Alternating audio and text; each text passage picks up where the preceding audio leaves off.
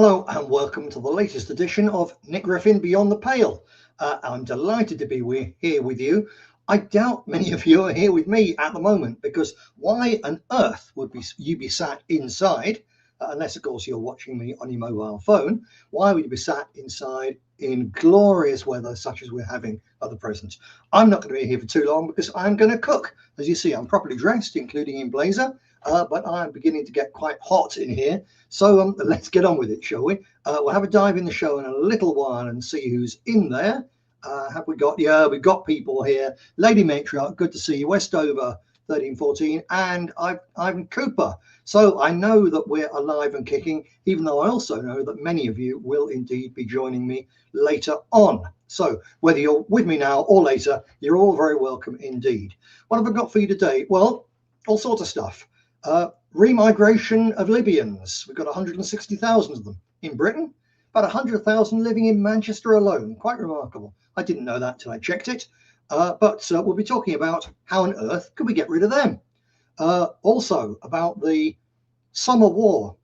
I mean, a really serious, big war, which could engulf all of us in Western Europe, and you bet your life if you're Americans, they'll try and drag you in as well. I'm not talking about Iran, where yet again we're seeing, will they sign? Will they not sign? Will they go to war? Will they not go to war? We simply don't know.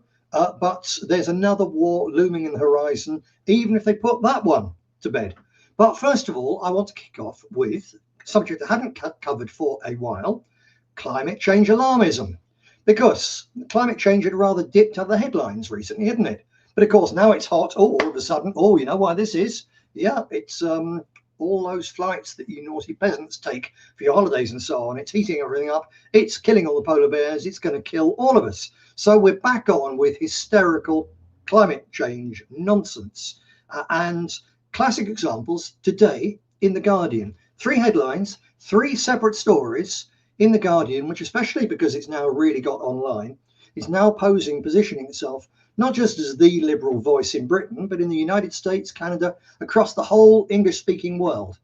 So just as the Daily Mail has become the big online paper well outside Britain for the right, so has the Guardian for the left. And this ultimate internationalist left-wing paper has, as I say, 3 stories today alone in terms of climate change hysteria. This being the first one. It's the headline. 7 heat-related deaths in France, as May records are set in several countries. Extreme early summer event across Western Europe also brings highest temperatures for the month in the UK and Ireland. And yes, to be fair, it is rather hot, no doubt about it. And it's rather wonderful. In Britain, I've seen headlines saying, it's the hottest May ever. I've also seen, it's the hottest May since in the last 87 years. So not quite the same. And of course, if it's hot now, it's because we've been coming up from a particularly cold period of weather which ended in about 1850. Basically, the moment that modern temperature recordings came into being was the moment when we were recovering from a mini ice age. So of course it's been getting hotter, but nothing to do with us. Anyway, this Guardian story tells us that 7 people have died in France in this extreme heat. France logged, the paper tells us breathlessly, had its hottest ever May day on Monday and again on Tuesday. And it's predicted that temperatures could reach 39 degrees centigrade in some areas. No wonder all these people are dying. But when you read the small print, it gets to this. Quote, what I can say today is that there have been 7 deaths linked directly or indirectly to the heat, says a French government spokesman talking on TV there. So, sounds fairly convincing, isn't it? 7 deaths. But then he goes on to say, 5 of them by drowning. Which, it's sort of heat related. It's hot, people get in the water. It's particularly hot outside, they get in cold water, they have a heart attack. They're sitting outside drinking Red Stripe or whatever it is. They're off their heads and they dive in the pond and they drown. But it's not, obviously the headline is designed to give the impression that people are literally keeling over because it's so hot. Our blood is boiling and we're dying. No, It's because idiots are getting into cold water when it's very hot, and actually it's very pleasant, can be, but some of them are dying. It happens. If you don't want to die in water in hot weather, don't go in the water. Then you definitely won't die as a result of the climate. And that was the first story. The second one is this. Climate crisis is accelerating antibiotic resistance across the world, the study says. And indeed, the study goes, it's quite a long article, this one. It tells us that antibiotic resistance is one of the fastest growing threats to global health. Now, as a matter of fact, that is absolutely true. It's already apparently killing up to 1 million people a year, which actually worldwide isn't that many. But because so many people use antibiotics carelessly, because doctors are incentivized to give all sorts of drugs, including antibiotics, when they're not really needed, naturally, antibiotics kill little bugs. And the little bugs are endlessly adaptable. And the more antibiotics you throw at them, the quicker they learn to be resilient to them and then resistant to them, and then shrug them off and probably then eat them and be quite happy with them. So the use of antibiotics was always going to be something which would create a long-term problem. In fact, the early pioneers of antibiotics said this stuff needs to be used, penicillin and so on, needs to be used very sparingly because the bugs that it's killing will become resistant in due course. And these drugs are saving huge numbers of lives, so we need to look after them. But anyway, the story in The Guardian goes on how a study has revealed how climate change is linked to rising antibiotic resistance in Salmonella, one of the world's most common bacterial diseases.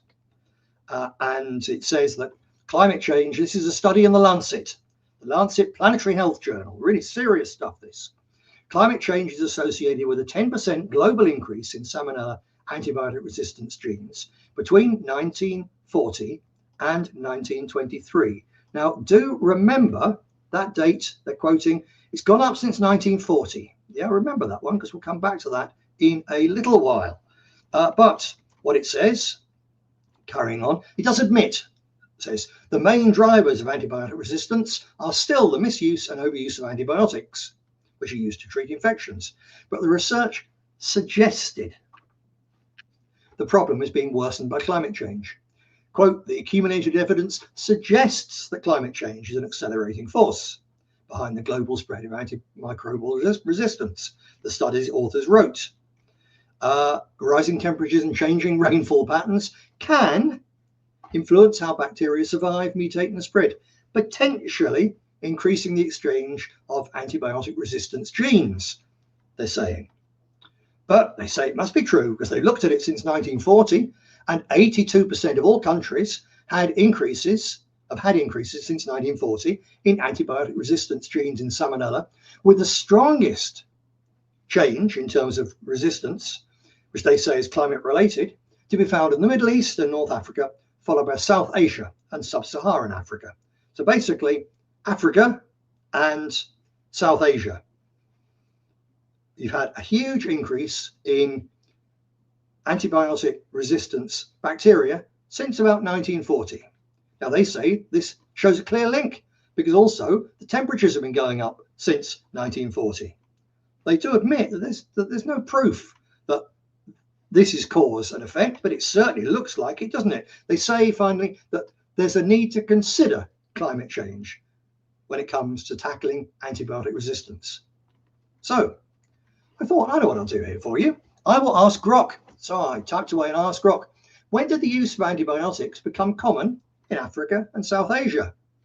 Now, you might be able to guess the date, as a matter of fact, but Grok's immediate answer, well, actually thought about it for 8 seconds before giving me a long answer, but the start of the answer was the use of antibiotics became common in Africa and South Asia, primarily in the late 1940s through the 50s and 60s. Penicillin, the first major antibiotic, entered clinical use on a large scale in the mid-1940s in Western countries and spread to Africa and South Asia shortly afterwards, driven by colonial medical services, military needs, and post-war public health campaigns. So that is the reason that those countries, see, we had penicillin a little bit before that. They came along a little bit later. So now those countries are seeing the biggest increase because they started a bit later using this stuff, and it's having its long predicted effects of making bacteria resistant to its deadly potential. So that's all that's going on here. Nothing to see other than the fact it's very dangerous and people should get a grip and use antibiotics only when they really need them, not just for a common cough or cold, but nothing to do with climate change. But now here's one for the Americans, because it gets even dafter. So here's a headline also in today's Guardian. Here you go. So you may vote, or you may have thought you were voting for a president who would ship loads and loads of immigrants back home. But the Guardian has said, well, you can't be doing that because look, revealed huge climate cost of harmful emissions from US immigration flights. Trump campaign accelerating climate crisis as officials move migrants to detention jails and deport them from the USA. So staggeringly dishonest and absurd headline. They're piling lie upon lie here. The idea that our puny emissions compared to an average volcano are actually going to do anything serious. And on top of that, they're saying, but the huge increase that's going to drown all those polar bears is actually down to the Americans who voted for Trump in order to remove millions, or a few 100,000 in fact, of unwanted immigrants and send them home again. Now, in fact, of course, if you follow this logic through, someone living in the United States of America has a far bigger carbon footprint than someone living in Haiti or Colombia. So actually, if you seriously wanted to cut climate change, one of the best ways to do it would be to send every non-white back to their third world country of origin, because there they would tend to use far fewer things and create less carbon than they do living in our countries. But no, of course, that's not what the Guardian wants. The Guardian just wants to stop Trump deporting any migrants at all. The fact that he's failed to get rid of a huge number, that's for the right to worry about. But the Guardian doesn't want to get rid of him to get rid of any at all. So they're coming out with this craziness. Staggering. Let's say there's 3 examples in one day's newspaper alone, just because it's actually got rather hot outside. Now then, let me dive into the chat. What have we got? Joined by Westover. Greetings in Christ to you, sir. And Paul Telford. Hello, Paul. Great to see you. And as Ivan Cooper points out, the polar bear population has increased so much they are considered vermin. Yes, indeed they are. Although actually they're rather fine vermin, aren't they? I wouldn't want to go around killing polar bears. But there again, if one lived near me and it wanted to eat me, I wouldn't hesitate to shoot it dead. Except, of course, I don't have a gun, because here in Britain, we're not allowed a pea shooter, let alone a gun which could take down a polar bear. Anyway, we won't get into gun control today. So let me move on, shall we? What have I got for you next? Yes. So there's all sorts of lies told to us. Let me just check. I haven't got a picture up still. No, I haven't. Good. Right. I know you want to look at me rather than a picture. You're seeing how tanned I'm looking, by the way. A couple of days out from the sun, and I am getting darker. Oh, yes, oh, yes, oh, yes. So many lies told to us about man-made global warming, but even more by the liberal left and the capitalist right on the subject of immigration. Of course, and they told us for years. There's a sort of, it's superstitions about immigration. So for years, they've been telling us it's a great thing and nothing can possibly go wrong with them coming in, and integration, it's all going to work like magic. They don't explain how it's going to happen, but we've been asked for 40 odd years, 50 years, 60 years to believe as if by magic that immigration would work. Now, the people in the Guardian are still coming out with that, but there's a new strain of magical thinking about immigration, and that's from the people who don't like it. And just as the idea that immigration was going to work was magic, so is the idea that remigration is going to work. There's no evidence it's going to work. All the evidence tells us very much that it's not going to work. Yes, certainly, if Nigel Farage wins the next election, he will deport tens of thousands of particularly awkward and unassimilated immigrants, mainly from Muslim countries. And then he'll let in 1 million or 2 million Hindu Indians. So it's not going to stop immigration. It's not going to save our country. We will see a little bit of remigration, but it's not going to solve the immigration problem as if by magic, because magic, my friends, does not exist. Neither making immigration workable nor making it reversible, because it's a thing that's happened, and as we've spoken about on these various shows before, it ain't going to be reversed, not quickly. Now I'm going to give you one example, because this is also an example about how in the end it can and it will work. Libya and Libyans. And apparently we've got 160,000 Libyans living in Britain at this very minute. The legal ones anyway. Don't know how many more than that there may be. The majority, according to some figures, up to 100,000 in Manchester. So Manchester is now a major Libyan city. 100,000 living in Manchester. Now, let me make it clear. I don't want any of them living in Manchester or in Britain.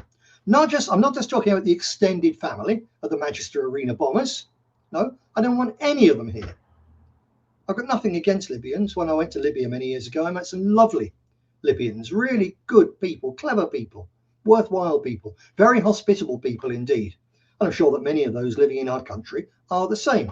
Some of them are utter sponges. Guess what? We've got sponges too. Others of them are working.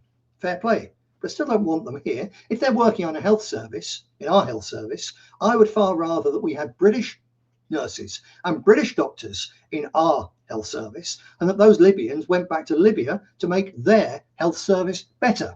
I think that stealing people, particularly health service workers from other countries, is the ultimate and possibly the most wicked form of imperialism and international capitalism there has ever been. It's far worse than taking some of their raw materials, because if you leave their clever people, they can still run their country, even if it's hemorrhaging raw materials. But you take away the clever people, especially in countries where the average IQ is about 70. That's unfair on the Libyans, actually. They're higher than that, but you know what I mean. You take away the clever ones, you take away the educated ones, and you plunge those countries into even greater disaster than they are now. But it's more than that with Libya, because Libya once boasted one of the most ambitious engineering projects in the whole of human history. It was called the Great Man-Made River Project. And when I went to Libya in 1987, I saw some of it and they explained it and they showed us what was going on. I saw some of the pipeline, and this map gives you a bit of an idea. There's Libya. It's much bigger than that in real life. And look at those pipelines, the reservoirs and the pipelines. 4 phases of pipelines. And when that was completed, that allowed Libya, it gave it one of the highest standards of living in the whole of Africa, and it was making it hugely productive as an agricultural food producer. It was producing more food than it had since Roman times, as these huge pipes of fossil water, and there was so much fossil water under the Sahara Desert that it would have been producing water for generations and allowing them to develop a massive agricultural and particularly horticultural industry. So things like tomatoes and peppers and all the rest of it, and beans that we now import from Kenya, they could have been produced there much closer to Europe. And Libyans would have had lots more jobs, and it would have been a happier, wealthier place. When I was there in 87, it was indeed a very happy and wealthy place. I'll tell you that. And I say, go away. Yeah, spoke with people. We were free to walk anywhere we wanted in Libya, and we spoke to people in the street. Now, if you're in a real vicious police state where people are terrified of speaking to foreigners, that doesn't happen. So it was a happy, decent country. And then the West got in and wrecked it. But before it did, well, this was a poster. I actually saw posters like this while I was there. This was the advertising posters under Colonel Gaddafi for the Great Man-Made River Project. And what a project it was. It was going to be tens of billions of cubic meters of fossil water transported from the Sahara to the coast. It would have made Libya completely water independent and offered the whole of the region a model for development. And it actually symbolized African sovereignty and self-reliance. And Gaddafi had built this infrastructure, funded through its oil revenue, without any loans, without any strings attached from big capitalist companies in the West. It did it all itself. And then Gaddafi, of course, was also saying, right, we've done that. So now we're going to stop relying on your banking system, if you don't mind. You know, it rips us off. We'll develop our own banking system, which will be based on what our country can produce, and we'll print our own money, and we won't belong to the global banking system, the Rothschild banking system. Call it what you will. Gaddafi said we won't belong to it. So they killed him. But NATO didn't just act as the air wing of the head-cutting jihadi psychopaths, beloved of the CIA and MI6 and the Mossad. Didn't just do that. They also, while they were at it, blew the hell out of the Great Man-Made River Project. So if they were just there to get rid of Gaddafi, they wouldn't have done that. But no, in 2011, when Cameron did his war and so on against Libya, they weren't just bombing military assets. They weren't just bombing the Libyan forces who were going to deal with the jihadi head-cutting rebels. They blew up bridges and pumping stations and aqueducts. They destroyed the whole of the key infrastructure of the Great Man-Made River Project. It completely wrecked this water network. Analysts say that the disrupted water supply to millions, naturally, made the humanitarian crisis far worse and set back Libyan, not just agriculture, set back the development of Libya by literally decades. Entire coastal populations became reliant on very expensive imported water and they tried rebuilding desalination plants and so on. And they say under foreign oversight. Actually, that's with foreign money, which means that the companies put money in and in return, they take Libyan assets. Libya ends up mortgaged to the big global corporations. So Gaddafi's ideas of regional cooperation and economic independence lie in ruins, and that sovereignty lies in ruins. And as a result, so it's not just a message, it's a message to the whole of Africa. You will not be allowed to be independent. You will not be allowed to develop your own countries. You have to rely on us. If any state in the so-called third world ever has refused to bow down to the City of London, to Paris, to Washington and Wall Street, any state which has tried to say, no, we want our reserves, we want our resources, we want the things we have for our people. Any and every African and third world country that has done that has been smashed by the militaries of the West on behalf of giant capitalism of the West. And as a result, guess what? Decades later, well, a decade plus later, Libya still has a terrible water shortage problem. So the desert creeps in. And guess what? 160,000 Libyans live in Britain. Now, some of them are psychotic jihadi head-cutting maniacs or supporters thereof who left Libya because Gaddafi ruled it and he stopped people like that. But he's long dead now. They could all have gone home. But honestly, how would you go home to a country whose water supply in a desert, if you think it's hot today, imagine it's far, far hotter than this in Libya for months on end. Would you go back there when the water supply is in ruins because David Cameron had the RAF bomb it? Of course you wouldn't. How can those poor people go home? So instead they sit in Manchester in shisha bars and so on. Sometimes they do good things. Very often they sit around and live at our expense. And some of the rest of the time, the devil makes work for idle hands. But those idle hands wouldn't be in our country. Not just if we had governments which put our people first, but if we had governments which hadn't interfered and wrecked their country. So the simple answer here is that if you want those people to go home, and I do, we can't get our country back until they get their country back. We can't set about rebuilding our country until they're able to rebuild their country, which is a problem, because to do that, we've got to get rid of not just the people who want immigration, we've got to get rid of the people who run the Western banking system. We've got to get rid of the people who run the giant Western corporations as great looting arms that go into other people's countries and tear the living life out of them. So it's a big thing. But like I say, we don't get our country back until they do. And one day, if the peace in Iran comes and America is clearly seen to have lost and we head for a more multipolar world, then this day will come. This great day will come sooner than you think, when as those countries rise, because they'll be working with China and it's got a different model of foreign development, as those countries rise and ours continues to sink because we're well past it demographically apart from everything else, then it'll become more worthwhile for their people to go home.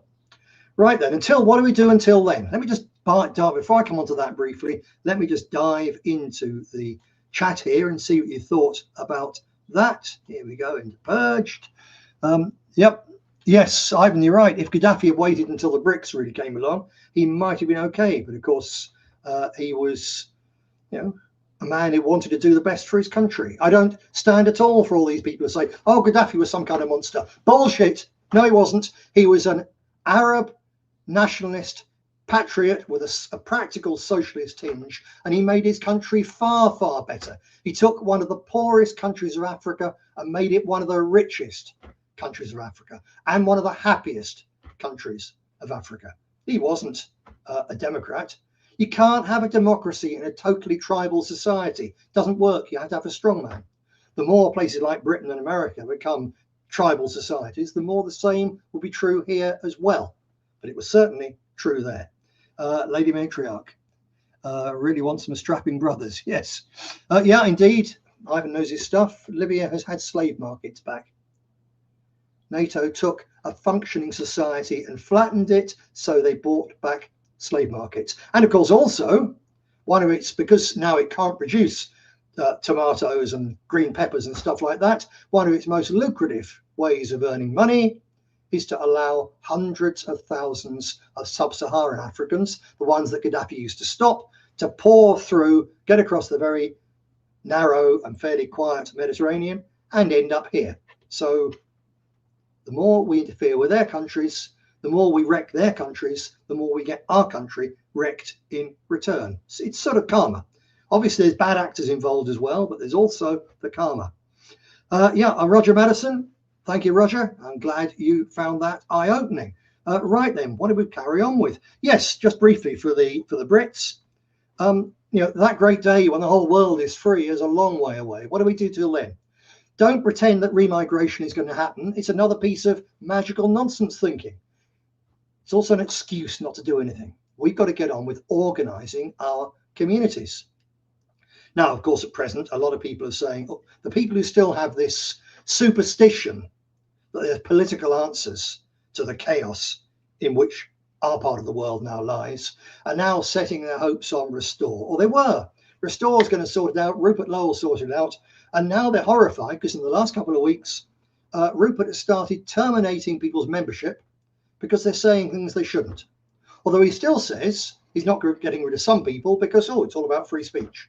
My prediction is this for the Brits, that Rupert Lowe and Restore's commitment to free speech on things such as Zionist power and Jewish racist supremacism, and possibly even total remigration, its commitment to free speech will not last until halfway through next month, because the hiding that they'll take in their minds as they go into the Makerfield by-election campaign, where at present they're on 7%, easily enough to deny Nigel Farage victory, in which case Andy Burnham will win that seat. He will become Prime Minister. He will have a general election almost immediately, and we will have a Burnham Green Islamist coalition running our country for a full 5 years, because Rupert Lowe will cost Reform the seat in Makerfield and many seats likewise in the general election, if they stay on the 7% that they're on now or rise. It's not surprising they got that. They got the backing, not just of the whole counter-jihad movement in Britain, which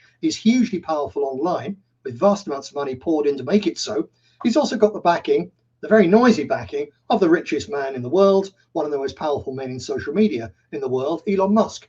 So Mr. Lowe and Restore are really doing quite well. But it doesn't mean they're going to win the election, but they are going to cost Reform the election. But the pressure they're going to come under over the next few weeks, you will see Rupert Lowe begin to show his full colours, because Don't think that Restore is actually just a new version of the BNP, just 20 years down the line. It's basically saying many of the same things. It's got many of the same people. But no, it's not. Because the British National Party was a serious, genuine, radical nationalist movement with a seriously long tradition of genuine, well thought out nationalist radicalism, and that tempered with a very firm Christian base as well. It was radical Christian nationalism. Restore is nothing like that. Whatever else Rupert Lowe is, he's just another capitalist. He's just another sort of banker. He's not there for ordinary people. He's got the sound bites for ordinary people. That's all it's going to be. So people are just starting to say now, some of the people on the far right, oh, we were disappointed by reform. Now we're going to be disappointed by Restore. What do? We'll sit around for another 5 years, waiting until the right thing comes along. For God's sake, no. This search for a perfect organisation is just an excuse for doing nothing for many of these people, because there will never be a perfect organisation. Restore isn't perfect in terms of it's not going to be a vehicle which will come to power and remigrate all of these people with a magic wand. No. But Restore is perfect for one thing. It's a perfect recruiting ground for serious, committed, genuine ethno-nationalists to get in there, because in your constituency, wherever you are in Britain, Restore will have 250, 300, 400, 5 good constituencies, 600 members sat there doing nothing, because it's not a party that does anything except fight the occasional election. And if you get in there and get in touch with those people, you can use them to recruit them to build serious community organizations to make our community stronger and more resilient for the troubles that are coming down the line. There's no other party like it. There's never been another party like it. So what does it matter what Rupert Lowe says about people who shout their mouths off on social media? Don't shout your mouth off on social media. Stay below the radar and organise community patrol groups. Organise alternative community Meals on Wheels type operation. Sync local routes. There's so many things. I've written about this on Substack time and time again. The things that genuine nationalists can do to build our communities. Not in theory, but in act. I don't mean building a community of like-minded nationalists. I mean nationalists getting involved in communities with real people, doing things for and with real people. And there's never been an opportunity like Restore. So it doesn't matter what Rupert Lowe says or doesn't say about halal and kosher ritual slaughter and who should be running occupied Palestine. What difference does it make if he's a screaming Zionist? Well, no, sorry, he is a screaming Zionist. So what? It's not going to come to power. Britain's not going to make any difference there.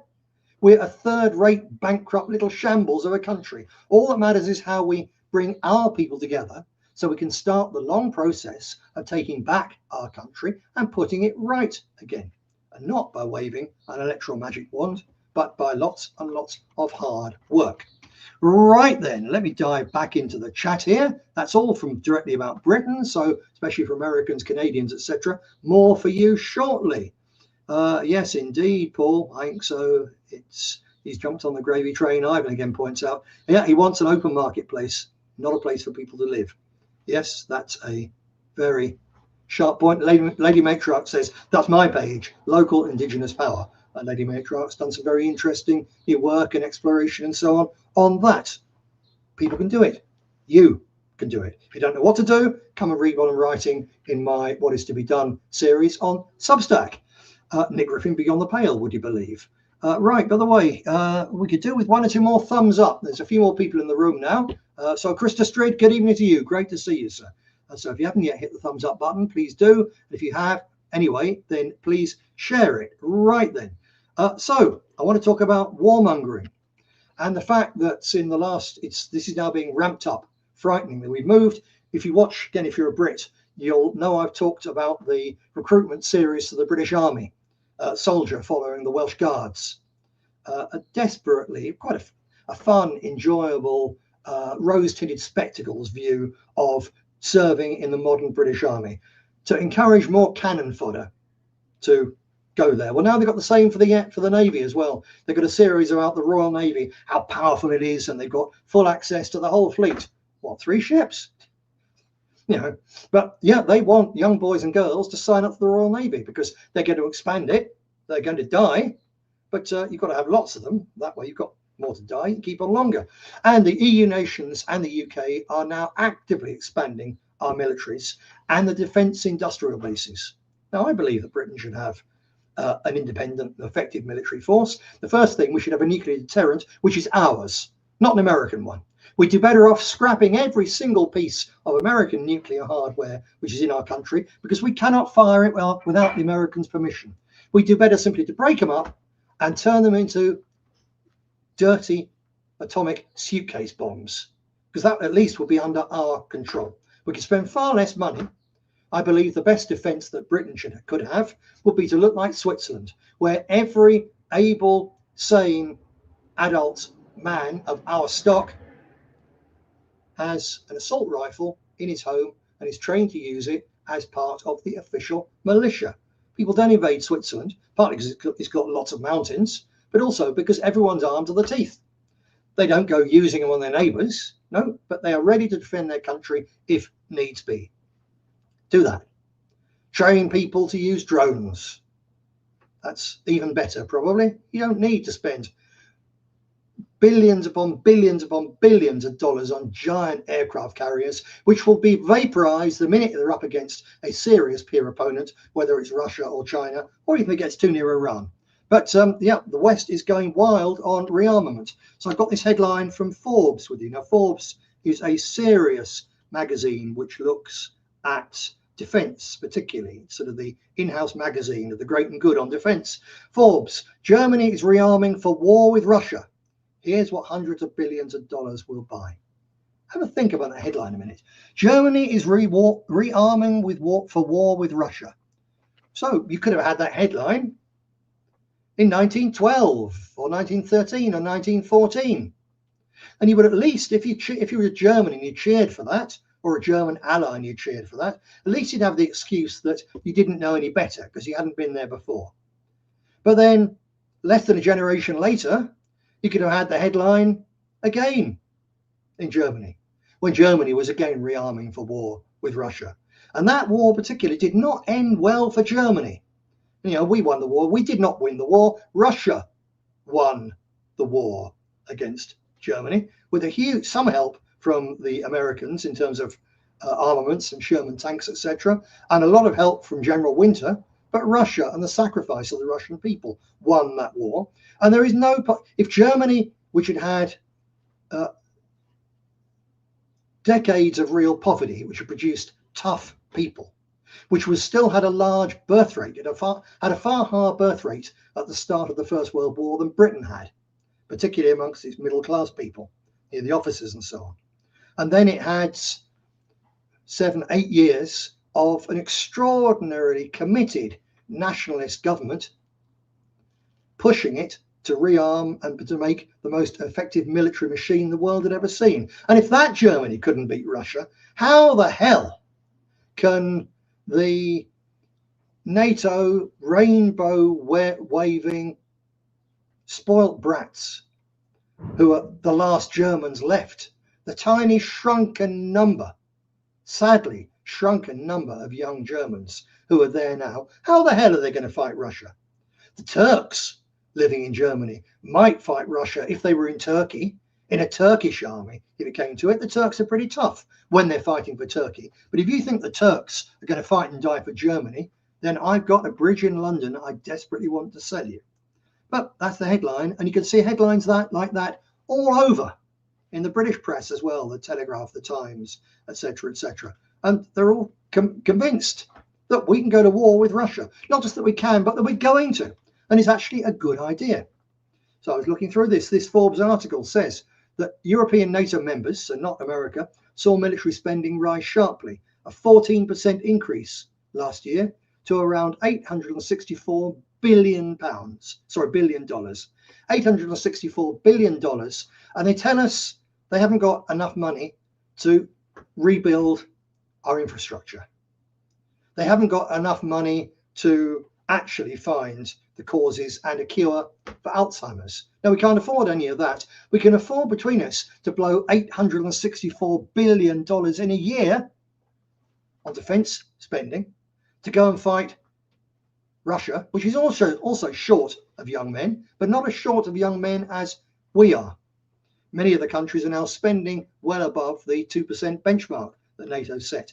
Germany has become Europe's largest defense spender, and it's planning to spend $162 billion by 2029 and expand its armed forces by tens of thousands of men and invest heavily in equipment, especially tanks. Germany and Holland have just announced that they're creating a German-Dutch corps to use in the Baltic states of 60,000 men, 3 whole divisions. Do you know when the last time German-Dutch military forces went into Russia? It's the Waffen-SS, with large numbers of volunteers from Holland and from the Netherlands, and from Belgium, particularly Flanders. Some of the best young men of those countries gave their lives idealistically thinking that they were stopping Bolshevism and so on and so forth. Actually, they were falling in a war against the Slavs to clear Slavic land of Slavs so that Hitler could put poor Germans there instead of taking on his giant landowners in East Germany and crushing them and using that land to settle free German farmers. That was the nationalist answer to Germany's Lebensraum problem, an internal revolution to free up land from giant absentee capitalist landlords to free peasant farmers. But Hitler took the capitalist way. He took the globalist way. Go and conquer someone else's country. And those Dutch and Flemish volunteers, Ley Underground and others, fought with incredible bravery to try to take Slavic land off Slavs. And they lost. But the Slavs lost 23 million people doing it as well. But if you think that today's Germans and Dutch and Flemings can do anything like their grandfathers or great-grandfathers did, no, absolutely not. The Russians at least can rest easy on that. But how do you think it makes the Russians feel to see Germany rearming again, when Germany nearly destroyed Russia in the First World War and nearly destroyed Russia in the Second World War, when Poland is now spending 4% of its GDP on a rapid capability force, including an aggressive force on Russia's borders. The EU as a whole bloc has got things such as Rearm Europe Readiness 2030. It's a plan. $800 billion going to be spent on that. The UK, which is outside the EU, has pledged, don't know if Starmer will actually do it, its largest sustained defence spending since the end of the Cold War, including enhanced war-fighting readiness, new nuclear-powered submarines and army modernisation on a huge scale. At the same time, industrially, this is being done. Britain couldn't punch its way out of a paper bag with what's left of our industry, and the same is true of much of Europe. But they're producing artillery rounds at a rate that's gone up from 300,000 in 2022 to 2 million probably by the end of last year alone. And there's all sorts of, the Germans have got an act in support of ammunition production, ASAP, and places like the Rheinmetall factory, whole new factories to produce artillery and missiles and explosives to fight a war. And it goes on and on and on. And it's just like happened between the Anglo powers and particularly Britain and the Germans and the French in the naval arms race before the First World War, when Britain had a dreadnought program building giant ships, and Germany did as well, and the French did. And the more each side did it, the more frightened the other side became of being left behind. And it just snowballed until the First World War. And that is where we are now. We're hugely close to it. And to make matters worse, in the last few days, it's got much worse in the last few days. You've seen a state funeral for this man,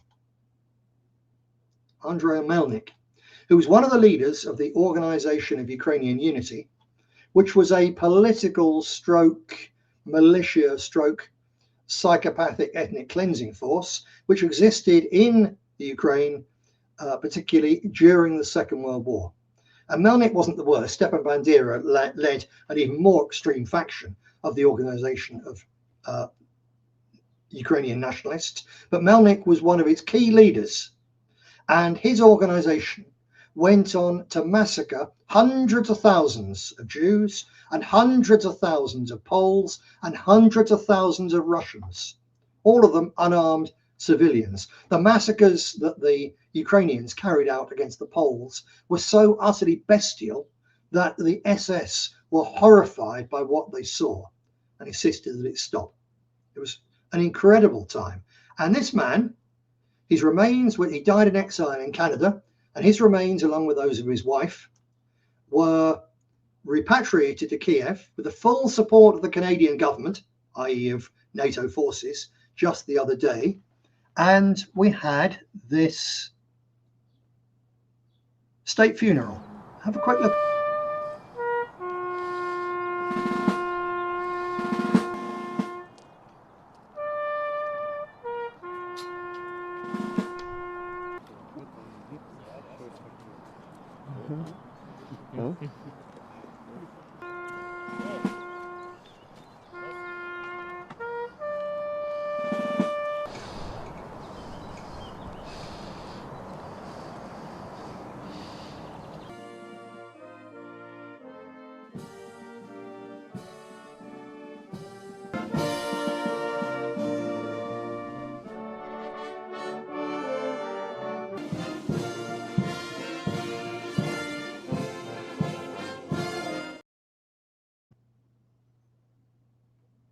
Let me just get rid of the picture of Melnik himself. Yep, there you go. So you saw that at the end. Zelensky, the Jewish Zelensky, was there honoring a vicious Nazi collaborator, because the Nazi collaborator and his men killed large numbers of Russian civilians in what is now eastern Ukraine, just as they killed tens of thousands of Polish civilians in western Ukraine, and tens of thousands of Jews, probably hundreds of thousands of Jews, in fact, in all of Ukraine. These people were psychotic monsters, and the whole of NATO is along there and is clapping and cheering as Zelensky and this disgusting, despicable Zionist, liberal, Nazi coalition government, which he sits at the head of, they're there virtually worshipping, certainly here are worshipping, one of these monsters from the darkest of Europe's recent past. And Russia looks at this and thinks, well, they don't think what's going on here. They know what's going on here. They can see this is going to be another invasion. Are they going to wait? They waited in the First World War. They waited in the Second World War. Are they going to wait for another invasion? What they do, they're pretty damn stupid. And I don't believe the Russians are stupid at all. Why should they wait? And Russia has now said that decision-making centers in Kiev and elsewhere in the West, if necessary, are legitimate targets. So Russia may well decide not to wait, to be steadily downgraded, degraded by the missiles, Western missiles, British missiles included, American missiles too, although Europe buys them now of America, that these missiles are steadily hitting Russian oil depots. They're hitting Russian anti-aircraft positions. They're hitting Russian radar installations. They're beginning to downgrade Russia's ability to fight a war and to resist a rapid NATO attack. So how long should Russia sit there, having its capabilities slowly degraded piecemeal, before they say, no, that's enough, bang. The longer they do, the worse it gets. Why should they wait? Germany at present is a demilitarized shambles, and its industries are not capable of making many shells and drones. Why should Russia wait 6 months, 2 years, 3 years, 5 years for Germany to catch up, to make up for the decades of liberal refusal to spend any money on their armed forces at all? Why should Russia wait? Well, I tell you, Russia's not going to wait. It wouldn't be right for Russia to wait, as a matter of fact, but also because things got much worse this week. 4 days ago, in the city of Starobelsk, this building was hit and 60 people were injured and 21 people were killed. And these people were not Russian military planners. It wasn't a Russian drone factory or a drone control place. This was a teacher training college. And 17 of the 19 people killed in that Ukrainian attack with armed missiles were girls aged 19 and 20. They were first year teacher training students. It wasn't just one mistaken hit. The Ukrainians hit the place and the places around it in Starobelsk with a barrage of missiles to start with, and waited until the survivors had come out and were in the open and even more vulnerable, and then hit them again. Then they waited a little bit longer for the rescue services to come, and then they hit it again. It was a massacre carried out against the Russians with weapons and intelligence supplied by people like our government. And now that Russia has said, right, that's it, now we are going to react. And Russia is yesterday, and has reiterated it today, have said to the diplomatic corps of the United States and the United Kingdom and all the European Union countries, get out of Kiev, because we're about to hit it with ballistic missiles on a major scale. And we're going to punish the people who've done this in order to make them understand that we can fight a war. But if you're going to fight a war with us, do not break the Geneva Convention by attacking teacher training schools. You know, if you kill our soldiers, we'll try and kill your soldiers, fair enough. But don't attack colleges where teenage girls and young women in the age 20 are sleeping peacefully in between learning how to teach primary school kids. Don't do that, because if you do, we're going to flatten all your command centers. We're going to really hammer you. And that's what Russia has said they're going to do. So they're going to do it. And Britain and America and NATO and the European Union countries have said, no, we're not taking our people out. We're leaving them there. So you might wake up tomorrow morning and find that your ambassador and his whole staff are dead in an embassy in Kiev. And that we're at war. Because it's a highly likely thing to happen. If that were to happen, the escalation could be very rapid indeed. The only chance of avoiding this escalation, actually, is if Russia hits the West so hard and so fast and gives our political elite such a bloody nose that they realise that this is not a contest they can win. Therefore, they stay out of it. It's not our war. It's somebody else's war a very long way away. The only way this is Britain's war at all in Ukraine is that Boris Johnson kept it going in 2022 and thereby has the blood of at least 1 million good young men on his grubby, podgy, women molesting hands. If you ever meet that man in the post-Holocaust Britain and he's still alive, well, you know exactly what has to be done, don't you?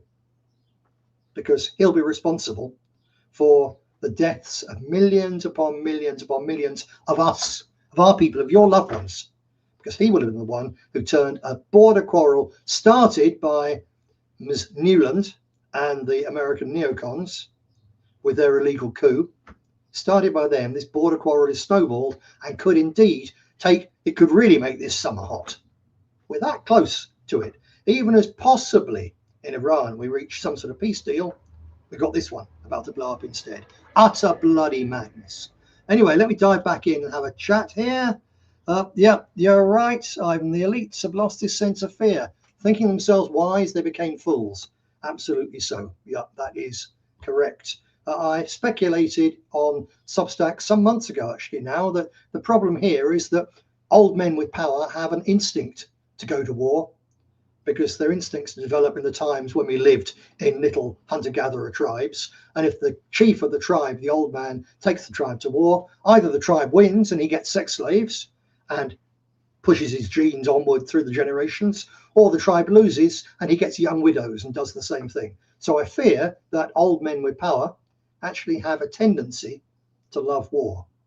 Now, Putin hasn't, because he grew up in the very aftermath of the Second World War, and the Russians, and for that matter, the Germans up until now, both those nations, the Russians and the Germans, had an absolute bellyful of war and didn't want it again.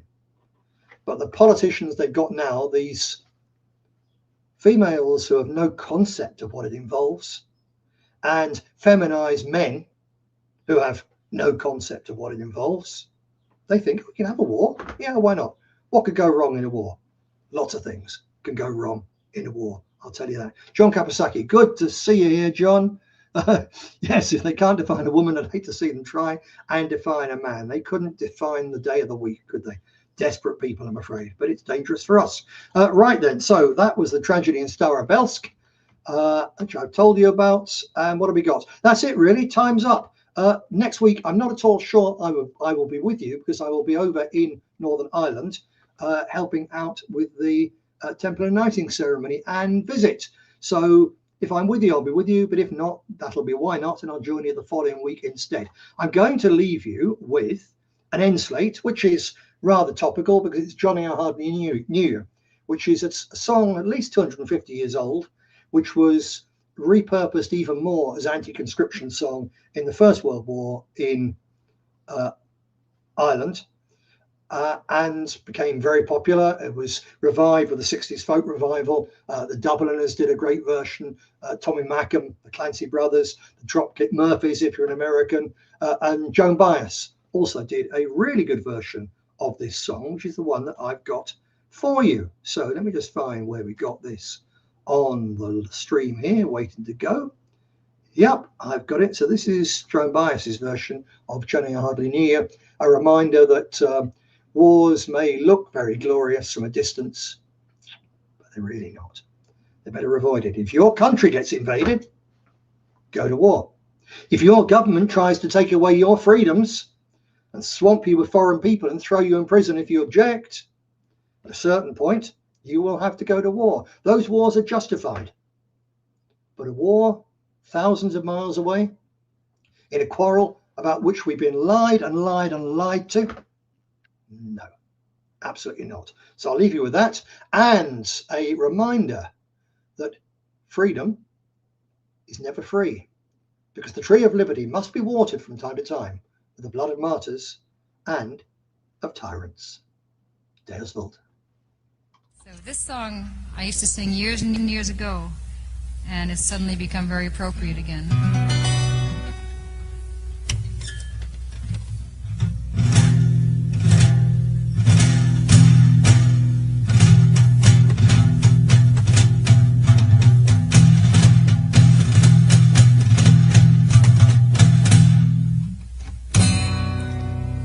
With your drums and guns and guns and drums, hooroo, hooroo. With your guns and drums and drums and guns, hooroo, hooroo. With your guns and drums and drums and guns, the enemy nearly slew you.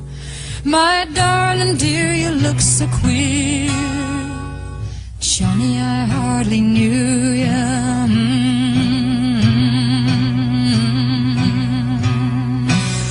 Your legs that used to run, hooroo, hooroo.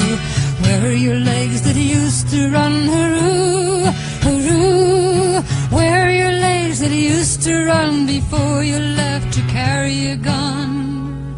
I fear your dancing days are done. Johnny, I hardly knew you.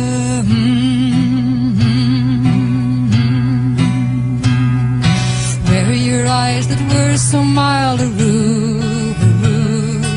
Where are your eyes that were so mild, hooroo, hooroo?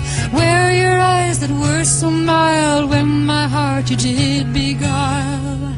And why did you run from me and the child? Johnny, I hardly knew you.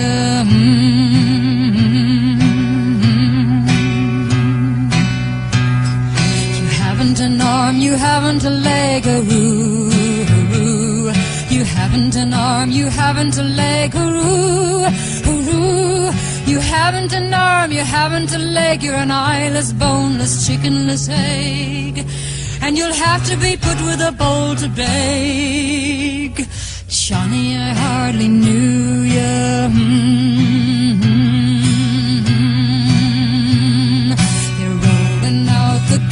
Again, hooroo, hooroo.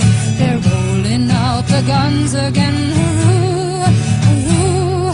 They're rolling out the guns again, but they won't take back our sons again. No, they'll never take back our sons again. Johnny, I'm swearing to you.